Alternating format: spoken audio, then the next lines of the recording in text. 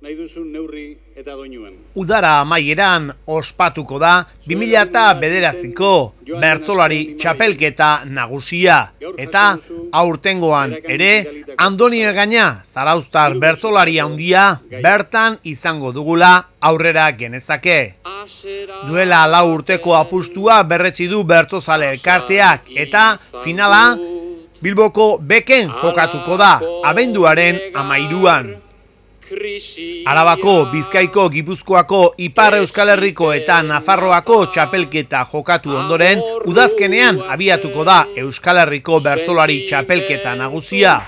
Irailaren erdialdetik aurrera jokatuko dira lehen kanporaketak eta bertsozale elkarteak jakinarazi duenez, horretarako aukera duen bertsolari orok eman du izena.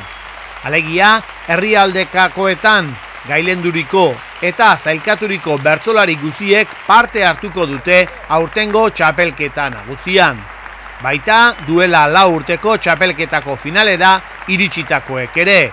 Andoni Egaña txapelduna, Unai Iturriaga, Marialen Lujanbio, Igor Elortza, Amets Arzailuz, Sustrai Kolina, Jon Maia eta Aitor Mendiluzek. Orotara 54 bertsolari lehiatuko dira. Historian zehar zarauztarrok izan ditugu 2 txapeldun handi. Lehendabizikoa 1985ean Iñaki Izmendi Basarri izan zen.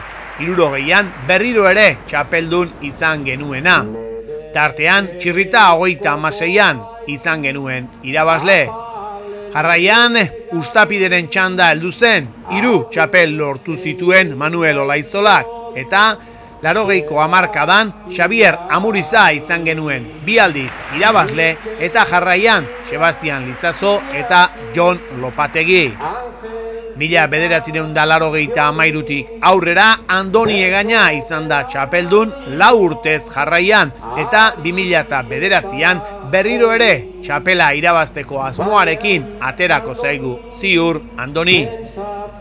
Ikusi beharko, 4 urtetik behin ospatzen den txapelketa honetan, bertsolari gazte eta berriak zer nolako bilakaera izan duten, baina ziur gaude gure Andoni onenen artean kokatuko dela eta zortea opa diogu, kalitatea eta maisu handia izatearen patxadak berak jarriko baititu.